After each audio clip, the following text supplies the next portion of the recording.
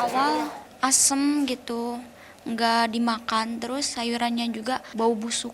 Sekarang lihat makanan tahu sama tempe aja trauma gitu. Bapak Ibu ini kan jadi orang tua tuh jadi deg-degan ya. Iya, Pasti jadi trauma. Takut MBG. Anak-anak banyak yang tak suka makanan yang Bapak suguhkan. Mencoba untuk mencicipinya dulu sebelum mereka makan. Sampai saya seperti Banyak siswa kami yang terdampak dari makanan yang seharusnya bergizi tetapi ternyata menjadi racun untuk anak-anak. Kami tidak mau mengorbankan anak-anak kami. Guru-guru juga disalahkan oleh orang tua.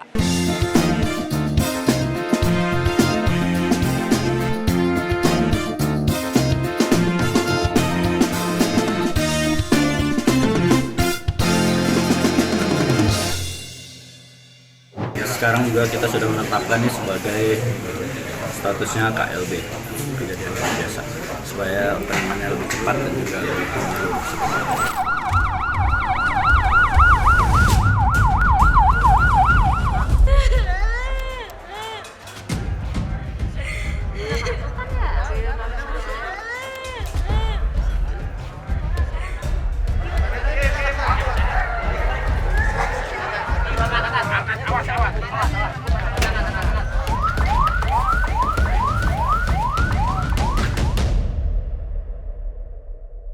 Saat ini saya sudah sampai di GOR Kecamatan Cipongkor, Kabupaten Bandung Barat, tempat di mana posko utama dari KLB keracunan MBG yang tengah terjadi menimpa para siswa sekolah di Kabupaten Bandung Barat.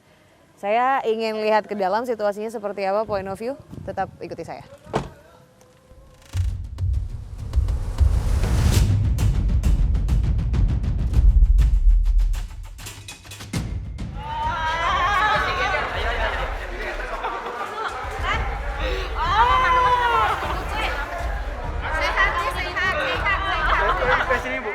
Point of view kali ini langsung dari Kabupaten Bandung Barat, di mana 1.300 siswa di Kabupaten Bandung Barat keracunan makanan dari program MBG yang sudah berlangsung sejak hari Senin kemarin sampai hari ini. Jumlahnya masih terus dinamis, saudara, masih terus bertambah. Ada pasien yang sudah pulang namun relapse kembali, seperti salah satu ini di tempat saya berada sekarang. Anda bisa lihat di belakang saya, ini adalah salah satu siswa yang masuk di posko di GOR Cipongkor ini, di mana gejalanya memang yang dirasakan tadi ketika saya tanya, keluhannya adalah perutnya sakit. Tempat mereka dirawat sementara karena lokasinya memang di daerah sini adalah di dalam GOR yang bisa dikatakan kelayakannya sangat tidak layak untuk perawatan pasien, namun semua pihak bekerja sama untuk memberikan pelayanan yang terbaik karena sudah dikategorikan sebagai situasi KLB begitu di kawasan Kabupaten Bandung Barat ini.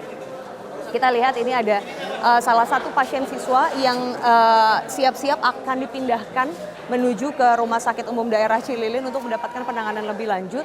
Tadi kalau saya dan tim point of view berjalan dari arah sana ke sini sekitar 20 km.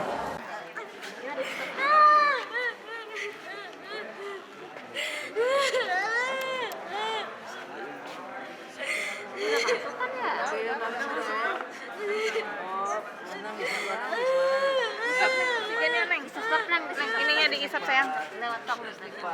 Tahan diatur, diatur.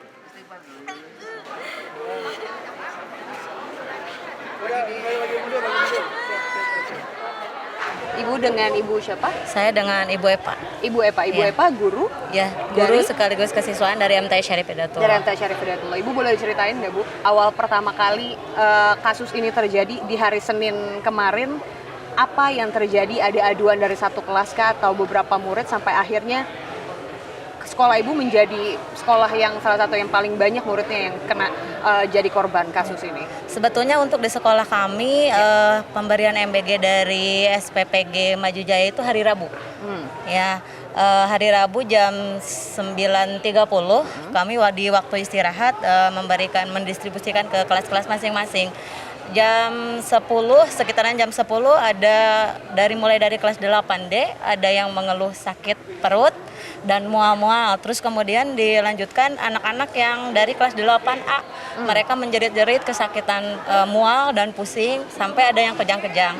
Kemudian dari situ kami berupaya untuk berangkat ke posko di sini karena sebelumnya sudah ada yang terjadi, jadi kami langsung membawa ke sini. Ada berapa siswa itu jumlahnya yang dibawa? Kemungkinan maksimal 250 ada dari sekolah kami. Karena 250 anak? karena kami kan yayasan. Ini dari MTS aja. Ini dari MTS aja udah 75 lebih. Kemudian ada MA, Madrasah Aliyah, kemudian ada RA, PAUD, dan guru-gurunya juga ada yang terdampak. Ada yang Karena terdampak juga. kami sebelum memberikan ke siswa itu kami cicipi dulu, dilihat dulu layak atau tidak. Karena ditakutkan karena udah ada kejadian sebelumnya, kami cek dulu bagus atau tidaknya, karena udah kami lihat kondisi itu menunya ada ayam geprek, ada stroberi, nasi dan lalapan, ada sambalnya juga. Kami lihat memang nggak ada kecurigaan apa-apa dari ayam tersebut, segar, buah-buahnya juga segar. Makanya dicoba oleh salah satu guru, kemungkinan ini layak untuk diberikan ke anak-anak, maka kami distribusikan ke kelasnya masing-masing. Tetapi dengan selang waktu yang tidak begitu lama, salah satu guru juga merasakan mual dan kesakitan dadanya yang sekarang dirujuk ke Dustira. Oh, oke. Rumah sakit Dustira. Nah, Ibu kalau boleh tahu, mungkin juga masyarakat perlu tahu, distribusi di sekolah untuk makanan MBG itu seperti apa sih Bu, dari mulai datang sampai dibagikan? Makanannya itu datang jam 9 ketika waktu istirahat, langsung diantarkan oleh petugas dari dapurnya. SPPG, Ya, kami ada koordinator dari sekolahnya. Kami menyiapkan tempat dan ada tempat khusus untuk menyimpan makanan tersebut. Kemudian oleh koordinator di sekolah 4 orang sebagai guru yang mendistribusikan, mensuplai ke kelasnya masing-masing. Waktu hari Rabu itu kami cek dulu makanannya Oke. layak atau tidak. Kalau misalkan ragu, kami juga udah safety ya. Kalau misalkan ragu ya kami nggak kasih ke anak-anak. Bu, pas momen saat kejadian, Ibu sempat ngecek ke SPPG-nya nggak? Dari Enggak. pihak sekolah? Gitu? Enggak, saya enggak. Karena keburu panik karena serentak. Iya, Serentak, Bu. semuanya Iya, kena kan iya. soalnya kan. Anak-anak udah jerit-jerit semuanya. Saya kalang kabut dengan guru-guru semua sampai saya minta pertolongan untuk mendatangkan ambulan, dan semua kondisi anak-anak masuk ke kendaraan itu, ke mobil tuh udah pingsan semua. Begitu. Bu, kalau sempat ngecek nggak sih SPPG yang sama yang ngasih makanan ke sekolahannya Ibu? Sekolah-sekolah lain juga ngalamin hal yang sama? Betul. Sebelum murid-murid kami dari MTS Syarif Hidayatullah, dari Yayasan Syarif Hidayatullah, ada sekolah yang lebih dulu siswanya yang terkena, yaitu dari SMK Karya Perjuangan. Nah, kami juga sempat panik karena mendapatkan kabar bahwa dari siswa SMK Kaper juga ada yang seperti itu. Ternyata selang nggak begitu lama anak-anak kami seperti ini. Itu ada satu anak yang dibawa, mungkin udah harus dibawa ke rumah sakit kali ya Bu ya? Iya, betul. Oke, Bu, pertanyaan terakhir, setelah kejadian ini sekolah ngambil kebijakan untuk nggak terima MBG lagi atau seperti apa? Betul, kami harus bersikap tentunya karena melihat banyak siswa kami yang terdampak dari makanan yang seharusnya bergizi tetapi ternyata menjadi racun untuk anak-anak. Ini mungkin musibah, kami juga terima, tetapi mungkin untuk antisipasi langkah pertama dari sekolah kami yaitu untuk menstop dulu menerima bantuan. Seperti itu, karena kami tidak mau mengorbankan anak-anak kami, dan kami juga sebetulnya jadi beban untuk guru-guru, Bu.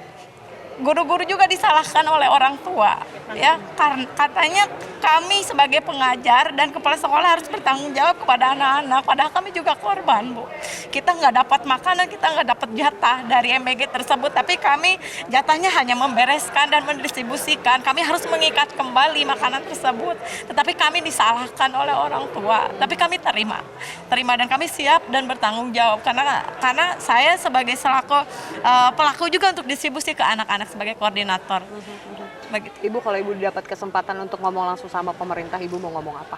Program MBG ini bagus sekali, apalagi di sekolah saya adalah mayoritas anak-anak yang di pondok, di pesantren. Mereka antusias banget karena terbantu makannya, karena ketika anak-anak mau berangkat sekolah yang di pesantren itu kadang nggak makan dulu. Mereka berharap banget ketika ada makanan masuk ke sekolah itu sangat lahap, enak, nyaman, ceria. Tetapi ketika seperti ini mungkin ini salah satu bentuk jadi trauma juga untuk anak-anak gitu. Untuk pemerintah yang perlu dievaluasi lagi yaitu dapur-dapurnya aja sebetulnya, dari bawahnya aja. Kalau program dari pemerintahnya udah bagus, kami sangat menerima sekali dan anak-anak sangat senang sekali, terbantu gitu.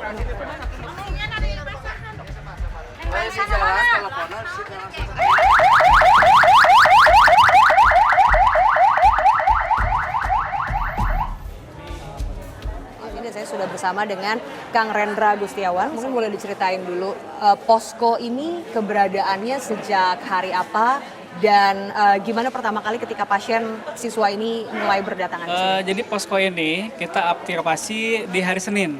Di hari Senin ketika kita sudah mendengar bahwa ada terjadi diduga keracunan makanan dari MBG. Ini kita menerima korban, beberapa korban ke puskesmas, sehingga di puskesmas tidak memungkinkan, makanya posko ini kita aktifasi. Jadi biar kita dari puskesmas Cipongkor sendiri ataupun dari puskesmas-puskesmas yang ada di wilayah Kecamatan Cipongkor, ini bisa melakukan tindakan, triase dan sebagainya di tempat yang memang memungkinkan seperti itu. Oke. Perharinya dari mulai hari Senin, kapan puncak terbanyak pasien siswa ini datang sampai hari ini? Puncak terbanyak itu pas di hari Senin, sekitar pukul 19 sampai dengan 23. Itu banyak-banyaknya korban pada datang. Berapa jumlahnya? Waktu itu sekitar 200 lebih. 200 siswa. lebih, Dari ya. berbagai usia. Betul. Dari berapa sekolah yang dialihin untuk ke Gor Cipongkor ini perawatannya? Yang dari sekitar Kecamatan Cipongkor, Desa Sarinagan dan Sirnagali kalau tidak salah ya. Itu ada 21 sekolah. 21 sekolah. Sampai hari ini berarti total udah hari kelima, berapa siswa yang udah dirawat di sini? Di sini 1.200-an kurang lebih. Total 1.200. Itu siswa-siswa yang udah dirujuk ke RSUD. Betul, itu sudah juga. kita sebar ke beberapa pasien kes tingkat lanjut ya. Karena untuk meminimalisir adanya tumpukan di sini dan memang tidak memungkinkan untuk dirawat di sini, hasil advice dari dokter kita rujuk. Rujuk ke rumah sakit. Jadi untuk yang posko di sini itu kita rawat yang memang triase hijau dan juga kuning. Gitu. Apa itu? Triase itu maksudnya apa? Triase itu pemilahan pasien. Kalau memungkinkan kita rawat di sini kita rawat, tapi kalau sudah ada kegawat daruratan kita rujuk ke rumah sakit. Sempat kosong posko ini karena udah pada sembuh Ya, rata-rata. alhamdulillah per hari ini kami menerima laporan dari posko. Tadi pagi ini hanya satu tersisa. Sebetulnya hanya satu. Oke. Kemudian di jam 10 itu bertambah. Nah yang bertambah ini yang keluhan. Muncul Jadi lagi. muncul lagi keluhannya, datang ke sini dengan kunjungan lama. Jadi kunjungan ulang gitu kan. Datang lagi terpaksa harus dirawat lagi di sini. Dirawat lagi. Betul. Oke. Ini kan rata-rata semua gejalanya sama ya, Kang Rendra? Hampir ya? sama, betul.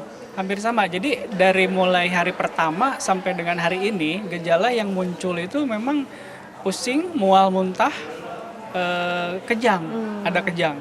Tapi tidak disertai diare. Nggak ada diare. Nggak ada diare. Padahal kalau bakteri harusnya diare. Mungkin ya, Oh, oke, mungkin. oke. Tergantung bakterinya apa, kan itu karakteristiknya beda-beda Iya, setiap bakteri. Tapi kalau untuk keracunan pangan, seharusnya kalau memang dari bakteri, harusnya disertai diare. Disertai Tetapi ini diare. dari keseluruhan, sebagian besar memang hampir 99% tidak ada. Nggak ada yang diare. Nggak ada yang diare. Gitu. Udah ada hasil lab lebih lanjut belum sih, Kang Rendra? Jadi kebetulan- ini karena apa? Dari semua sampel yang sudah kita ambil melalui seksi Kesling ya, kita amankan sampel pangan-pangan yang sudah dinyatakan dimungkinkan dicurigai gitu kan. Kita sudah kirimkan ke Laboratorium Kesehatan Dinas Kesehatan Provinsi Jawa Barat, namun pada hari ini memang belum keluar hasilnya. Gitu. Barangkali untuk press rilis ke masyarakat, kita masih menunggu hasil dari pemeriksaan sampel tersebut. Gitu. Oke. Jadi kalau ada kecurigaan karena apa zat kimia atau apa itu belum bisa Kita belum bisa memastikan. rilis sama sekali Betul. ya. Biar nanti mungkin ketika sudah ada hasil baru kita. Oke, akan rilis ya. Oke. Kang, dengan fasilitas yang sangat sederhana seperti ini, apakah cukup untuk merawat kondisi siswa yang bisa dibilang ini kan butuh penanganan cepat gitu semuanya? Kami rasa tidak ya, kami rasa tidak. Toh dengan kondisi seperti ini kan tidak memungkinkan juga untuk berlama-lama merawat pasien di kondisi seperti ini.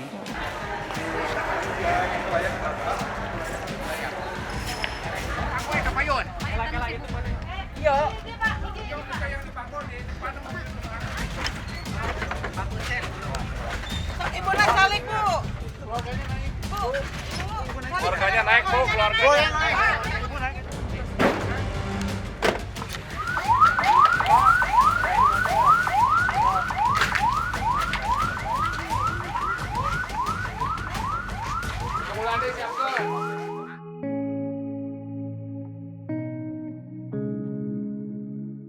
Sekarang saya sedang berada di salah satu lokasi tempat para pasien dirawat, tepatnya di RSUD Cililin di Kabupaten Bandung Barat. Dan bisa saya gambarkan sekarang, Anda bisa melihat di depan saya ini adalah para orang tua dan juga para pasien yang sedang dirawat. Ibunya yang tertimpa kan seperti itu. Karena apa? Karena sayang anak. Anda bisa lihat kondisinya di sini memang karena over capacity, sampai akhirnya para pasien, siswa-siswa ini harus menempati velbed ekstra yang ditempatkan oleh TNI untuk bisa menampung, karena memang sebegitu banyaknya pasien yang ada di sini dan Zaskia adalah salah satunya. Kalau sekarang aku wawancara, Zaskia kondisinya udah lebih sehat? Alhamdulillah. Alhamdulillah udah lebih sehat. Semenjak dipasang infusan, badan lebih fit lagi. Kalau lepas lagi infusan, badan terasa lemes. Zaskia, boleh nggak sih Zaskia ceritain ke aku pertama kali Zaskia makan menu ini kapan sampai akhirnya Zaskia ngalamin keracunan ini? Awal pas pulang dari masjid kan ada kegiatan sholat duha berjamaah. Kebetulan lagi nggak sholat, nunggu di kelas. Waktu itu makan sekitar jam 8 lebih. Dari situ menu makanannya ayam geprek, sayurannya tomat sama timun. Ada juga si itu buahnya stroberi. Dari situ saya makan 4 stroberi karena masih biasa aja. Terus saya makan tahu. Tahunya cuma dicobain 1, kayak ada rasa asin. Pas dilihat dalamnya dibelah 2, kayak hitam gitu. Hitam? Iya, hitam, tapi bintik-bintik kecil gitu. Terus ngasih tahu ke teman-teman yang aku tahunya asin gitu. Nggak dimakan dari situ, sama nggak terlalu habis, langsung disimpan lagi, langsung keluar. Langsung dimulai jam pelajaran. Setelah jam pelajaran ketiga, setelah istirahat jam 11, ada rame-rame satu yayasan. Orang tuanya pada ke sekolah bawa air minum kelapa. Terus dari situ keluar ngelihat katanya ada yang keracunan. Dari situ dibubarin semua, badan masih gemeter, tapi dipaksain kuat buat pulang. Gemeternya tuh karena efek abis makan atau gemeter ketakutan karena dengar ada yang keracunan? Udah pas makan juga udah nggak fokus belajar gitu. Okay. Dari situ pandangan udah hitam, muter, udah nggak sadar lagi. Setelah itu sesek ada kayak ada yang nahan gitu di dada. Sesek. Dan saat itu juga hari itu langsung ke rumah sakit? Iya. Berarti ini udah hari ketiga Zaskia dirawat. Iya. Kondisi badannya sekarang udah jauh lebih baik dari kemarin pas masuk? Lebih baik, soalnya sesak napasnya udah enggak. Tinggal sakit pas waktu dimasukin makan, sakit di bagian perut, sama pusingnya nyut-nyutan. Zaskia bisa inget gak sih, ini kan program MBG ini kan udah berjalan beberapa waktu ya. Zaskia udah bulan keberapa kelas sekolahnya Zaskia ini dapat program MBG? Waktu itu pertengahan Agustus, hari Selasa, udah dimulai. Oh, baru ya berarti ya? Iya, baru. Oke. Baru nerima.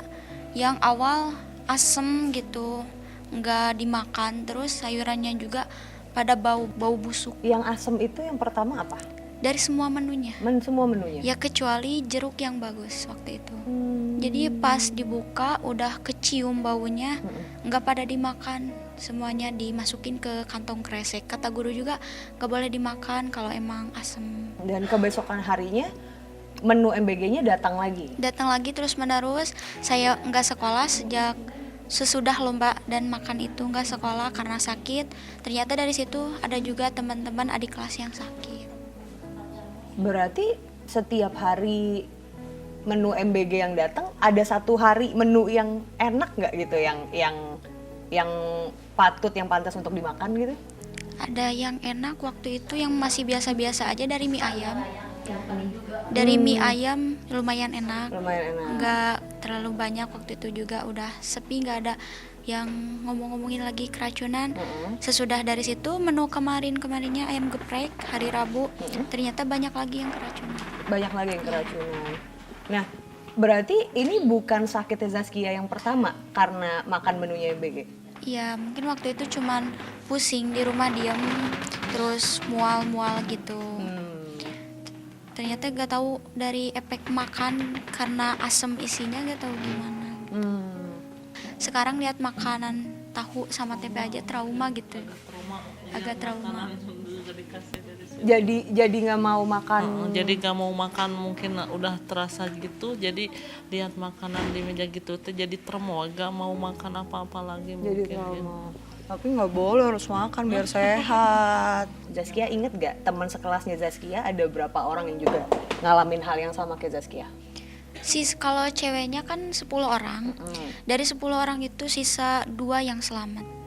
8 orang keracunan semua? Iya, teman-teman kirain enggak gitu ya, biasa-biasa aja Pit.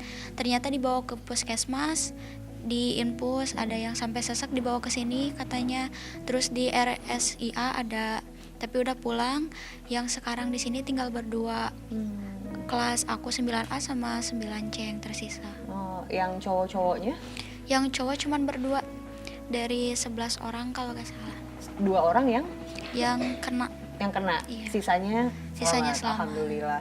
Berarti dari total teman sekelas Zaskia ada berapa orang? Sekelas ada berapa orang? 22. Yang keracunan?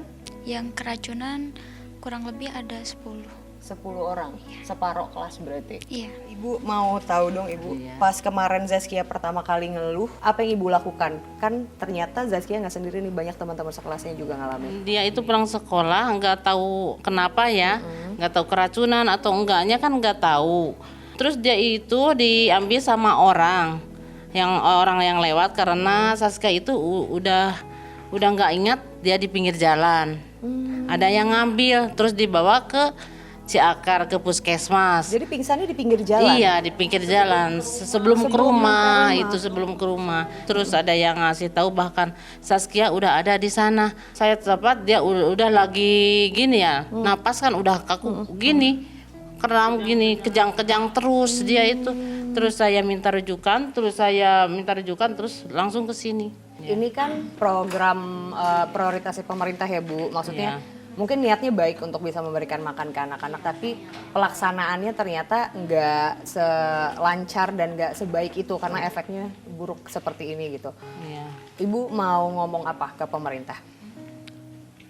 Ya bagaimana, atau mau ditutup atau dikasih uangnya, karena kan kalau dikasih makanan seperti ini lagi ya gimana, takut ada kejadian lagi seperti ini.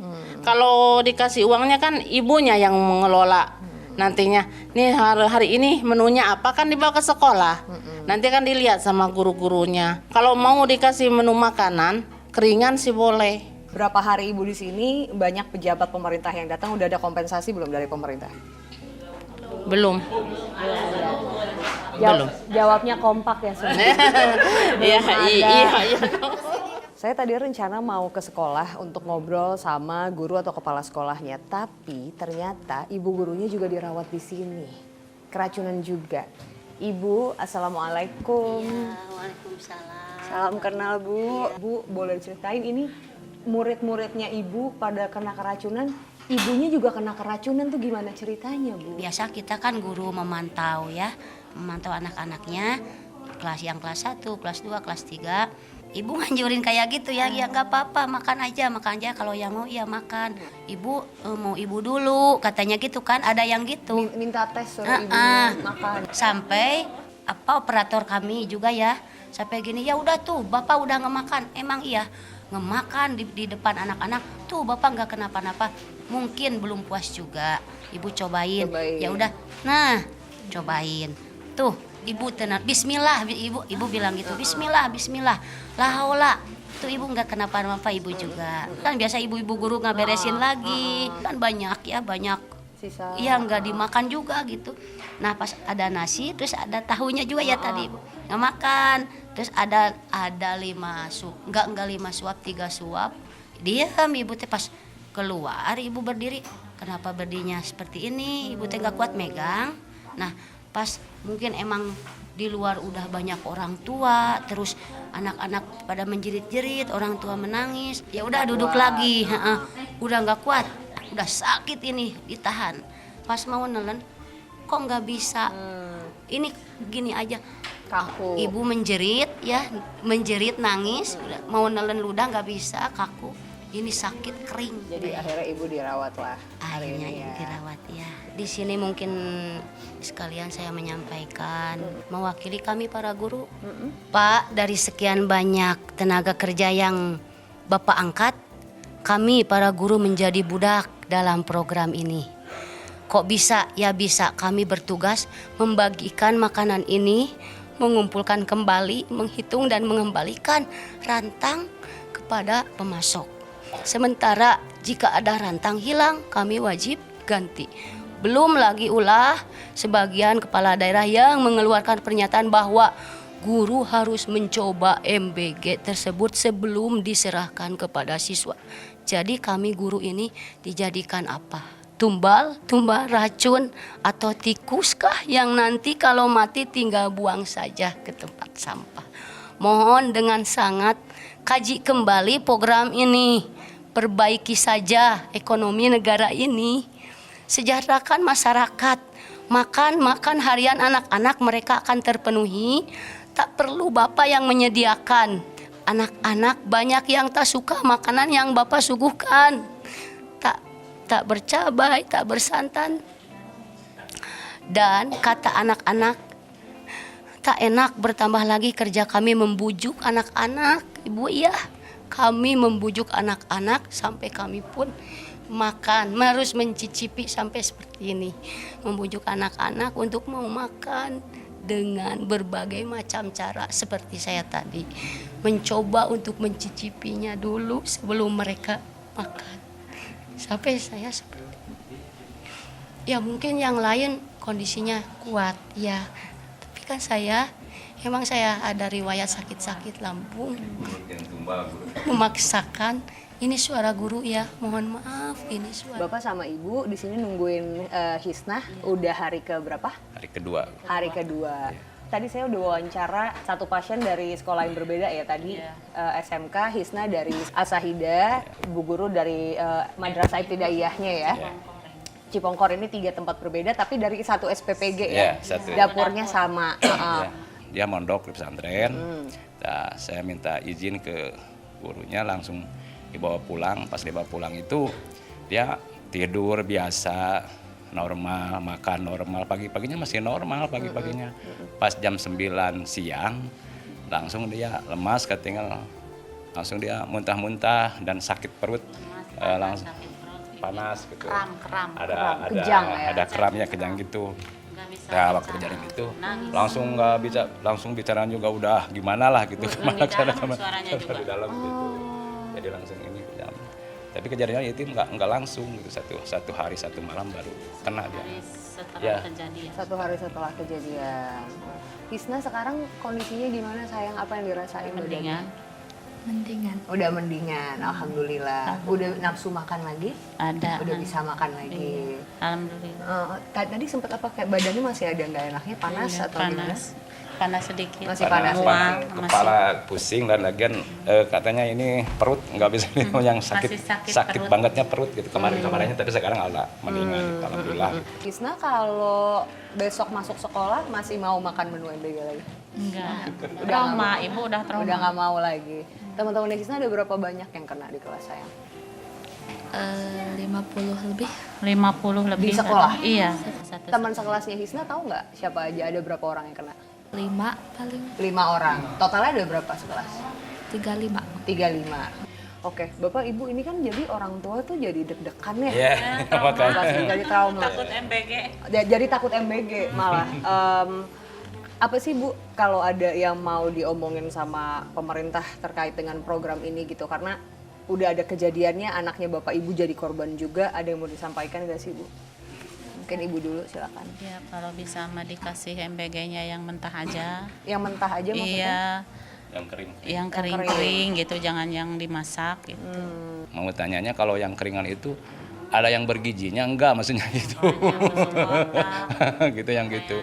Ini kan yang diganti maunya yang sama gitu. Keringan juga yang ada gizinya gitu. Kalau ini kalau asal keringan sama-sama juga, kalau itu nggak ada gizinya. Nggak ada gizinya. Tapi kalau maunya gitu, maunya gitu. Bapak mungkin ada yang mau disampaikan Pak, atau misalnya bentuk wujud kompensasi dari pemerintah atau apa gitu, ada demand-nya nggak sih Pak Ikin? Oh, saya nggak begitu panjang lebar kalau masalah itu ya.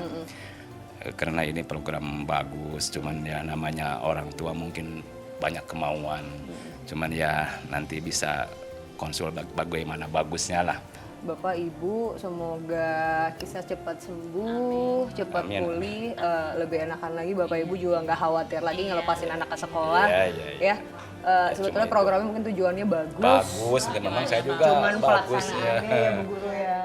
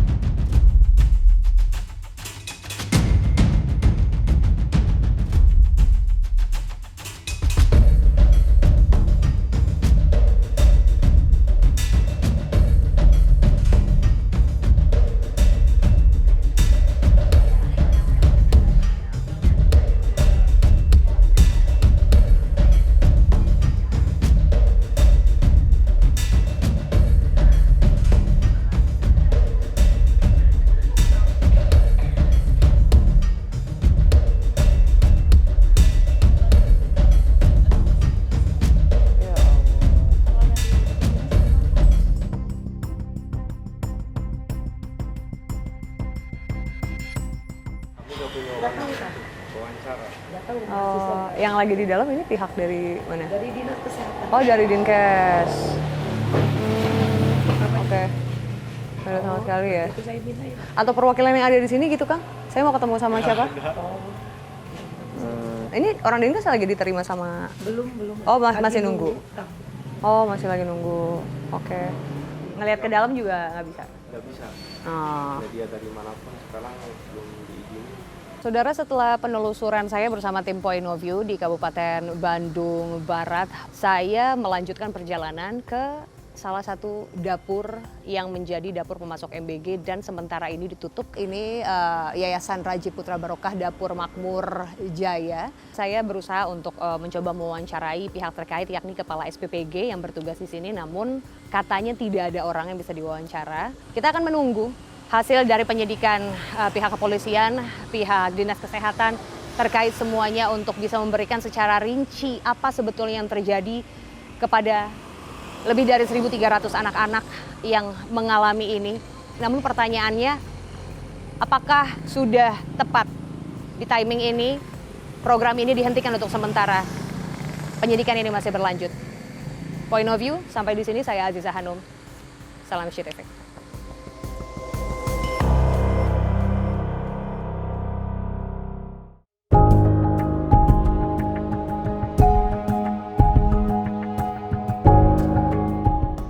Saudara, kami sudah rapat, sebagaimana saudara mengetahui, kemarin Bapak Presiden setibanya di tanah air langsung memimpin beberapa menteri di Halim untuk mengadakan rapat. Salah satu yang dibahas adalah mengenai makan bergizi gratis. Setelah dari Halim, semalam masih melanjutkan pembahasan soal makan bergizi gratis, dan siang ini atas instruksi dari Bapak Presiden kami melakukan rapat koordinasi dengan kementerian dan lembaga yang tadi saya sampaikan kepada saudara. Jadi betapa serius perhatian Bapak Presiden terhadap masalah ini. Saudara sekalian, atas petunjuk dari Bapak Presiden dan arahan beliau bahwa bagi pemerintah keselamatan anak adalah prioritas utama.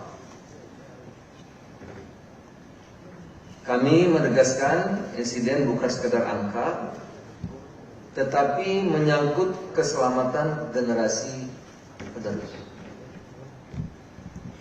Tadi kami juga berdiskusi rakor untuk segera mempercepat perbaikan dan penguatan tata kelola di PGN. Jadi tata kelola harus segera untuk dapat ditindaklanjuti. Pertama, SPPG yang bermasalah ditutup untuk sementara, dilakukan evaluasi dan investigasi. Jadi yang pertama tutup sementara, dilakukan evaluasi dan investigasi. Salah satu evaluasi yang utama adalah mengenai kedisiplinan, kualitas, kemampuan juru masak, tidak hanya di tempat yang terjadi, tetapi di seluruh SPPG.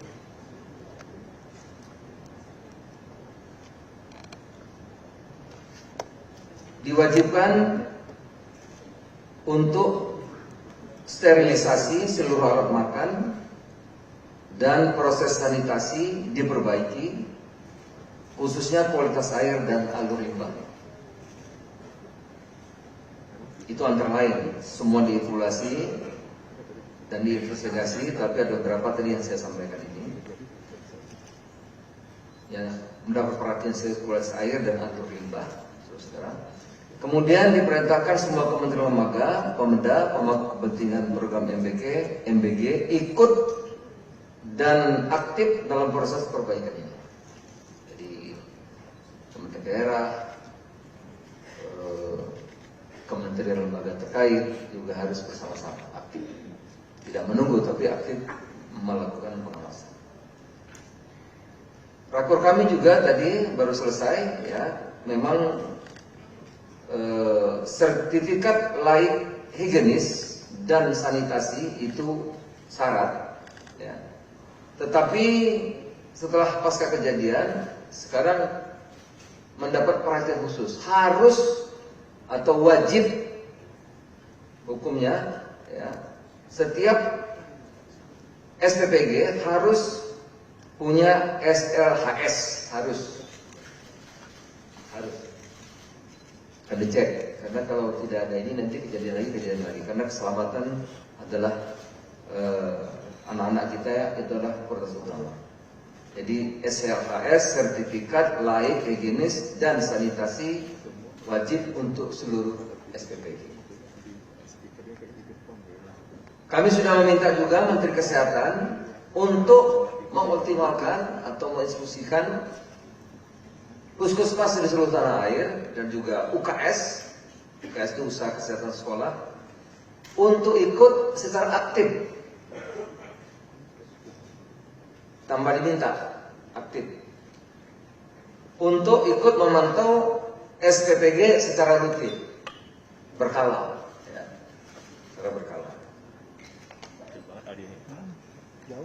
Saudara-saudara sekalian, semua langkah ini diambil secara terbuka agar masyarakat yakin bahwa makanan yang disajikan aman, bergizi bagi seluruh anak Indonesia. Saudara-saudara, itulah rakor kami yang baru kami laksanakan, dan nanti akan dilanjutkan rapat koordinasi kembali pada hari Rabu yang akan datang untuk mengambil langkah-langkah strategis yang lebih diperlukan. Saya kira demikian.